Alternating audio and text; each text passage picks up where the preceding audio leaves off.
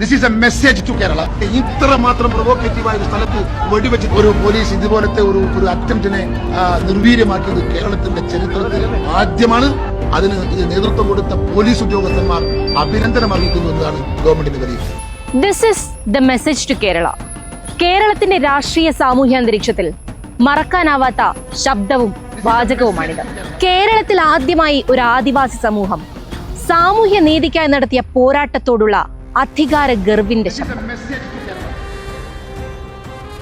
ആദിവാസി കുടിലുകൾക്ക് നേരെ തീയിട്ട ശേഷം അവർക്ക് നേരെ നിർദാക്ഷിണ്യം വെടിയുതിർത്ത് കൊന്നുകളഞ്ഞ ശേഷം അമ്മമാരെ ക്രൂരമായി തല്ലിച്ചതച്ച് അവരെ വലിച്ചിഴച്ച് ജയിലിൽ അടച്ച ശേഷം ആ ക്രൂര നരനായാട്ടിന് നേതൃത്വം കൊടുത്ത UDF നേതാവിന്റെ ശബ്ദമാണിത്. ഒരു കാലത്തിന് മായ്ച്ചു കളയാനാവാത്ത കെട്ടടങ്ങാത്ത ക്രൂരതയുടെ പേരായ മുത്തങ്ങ വെടിവെപ്പിന് ശേഷം അന്നത്തെ വനംവകുപ്പ് മന്ത്രിയായിരുന്ന K. സുധാകരന്റെ കൊലവിളിയുടെ ശബ്ദമാണിത്.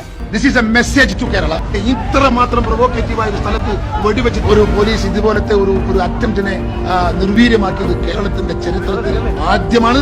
അതിന് നേതൃത്വം കൊടുത്ത പോലീസ് ഉദ്യോഗസ്ഥന്മാർ അഭിനന്ദനം അറിയിക്കുന്നു എന്നതാണ് ഗവൺമെന്റിന്റെ വിലയിരുത്തൽ. അതിക്രൂരമായ അടിച്ചമർത്തലാണ് മുത്തങ്ങയിൽ ആദിവാസികൾ ആന്റണി സർക്കാരിൽ നിന്ന് നേരിട്ടത്. 2003 ഫെബ്രുവരി 19.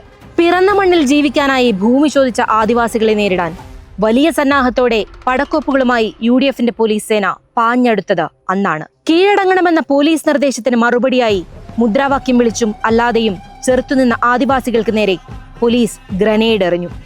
അവർ കെട്ടിയ പുൽക്കുടിലുകൾ കത്തിച്ചു, വെടിവെച്ചു.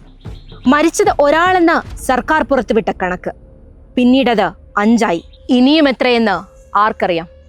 പിന്നീട് ഇടതുപക്ഷ പ്രസ്ഥാനങ്ങളുടെയും മനുഷ്യാവകാശ പ്രവർത്തകരുടെയും ഒക്കെ വലിയ പ്രതിഷേധങ്ങളുടെ ഭാഗമായി ആദിവാസികളെ ക്രൂരമായി വേട്ടയാടുന്നതിൽ നിന്നും ആന്റണി സർക്കാർ പിന്മാറുകയായിരുന്നു. മുത്തങ്ങ ഭൂസമരത്തിൽ പങ്കെടുത്ത 283 പേർക്കുമുള്ള പട്ടയ വിതരണം 2023 മാർച്ച് 7 പിണറായി സർക്കാർ കൊടുത്തു തീർത്തു. അന്ന് UDF സർക്കാർ കൊന്നുകളഞ്ഞ ജോഗിയുടെ കുടുംബത്തിനടക്കം പിന്നീട് ജോലി നൽകിയത് ഇടതുപക്ഷമാണ്. ആദിവാസി മേഖലയോടുള്ള UDFന്റെ പ്രത്യേക സ്നേഹം കാണുമ്പോൾ, ഐക്യദാർഢ്യം കാണുമ്പോൾ, അവർക്കൊപ്പമെന്ന പ്രതീതി സൃഷ്ടിക്കൽ കാണുമ്പോൾ കേരള ചരിത്രത്തിൽ ആദ്യമായി മണ്ണിന്റെ മക്കൾ കിടപ്പാടത്തിനായി പോരാടിയപ്പോൾ ചിതറി വീണ ചോരപ്പാടുകളുടെ ഉത്തരവാദികളാണ് UDF എന്ന് പറയാതിരിക്കുന്നത് എങ്ങനെയാണ്?